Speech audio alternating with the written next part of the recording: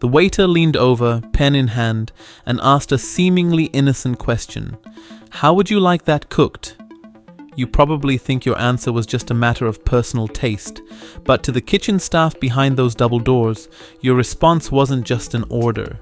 It was a complete psychological profile.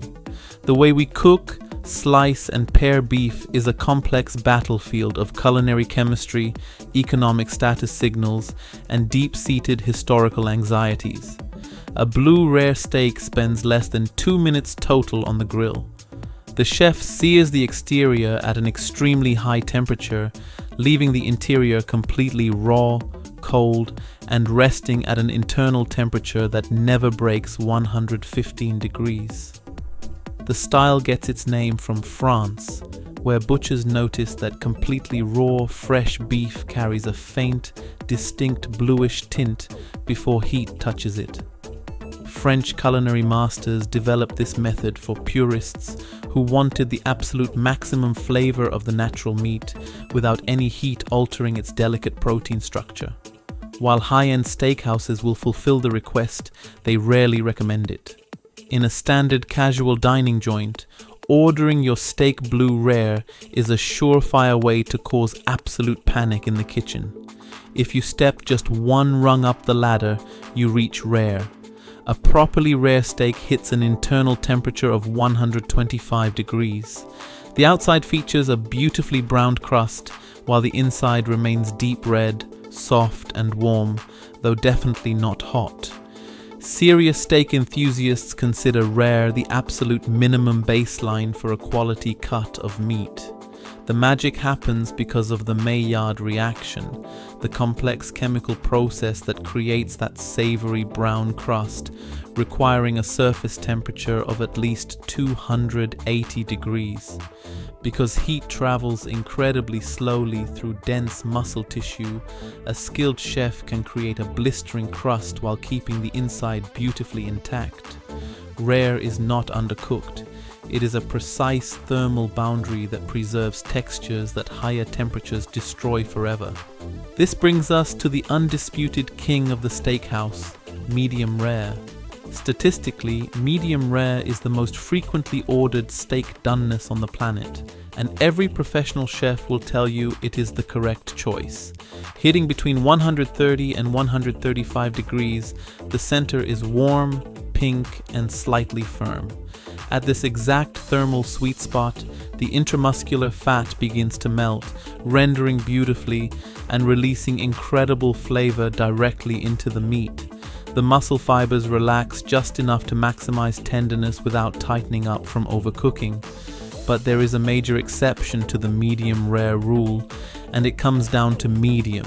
A medium steak reaches 140 to 145 degrees internally, leaving a much smaller pink center and a firmer texture throughout.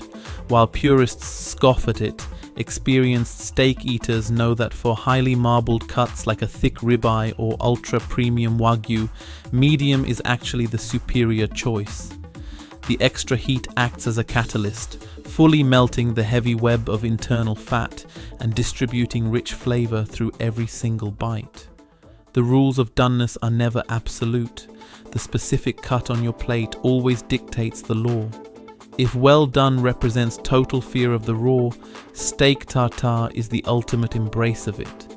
Tartare is completely raw beef, finely minced or ground, mixed with capers, onions, mustard, Worcestershire sauce, and topped with a raw egg yolk. It has been a beloved staple in France since the 19th century. A popular legend claims the dish was invented by the fierce Mongol warriors under Genghis Khan, who supposedly tenderized raw meat beneath their saddles while riding into battle. Every good tartare you have ever eaten was a triumph of kitchen sanitation. Every bad one was a trip to the hospital. While some dishes rely on culinary chemistry, others are built on pure social climbing, like surf and turf. Finally, we look at the exact opposite of status signaling: steak frites. Steak with French fries is the undisputed national dish of Belgium, even though the world tightly associates it with Parisian bistro culture. The combination became fully standardized in Paris during the late 19th century as a rapid, affordable meal for the working class. It utilized thin, affordable cuts like hanger or skirt steak, flashed over intense heat, and piled high with fries and a rich butter or peppercorn sauce. This incredibly simple marriage of protein and starch eventually conquered the globe, proving that while luxury trends come and go, nothing outlasts a simple, honest meal built for the everyday worker. Whether you prefer your steak blue rare or completely seared to a crisp, your plate is a living archive of history, class, and science. Thank you for watching BITE Audit. Hit that subscribe button and tell us in the comments, what is your definitive steak order? We will see you at the next table.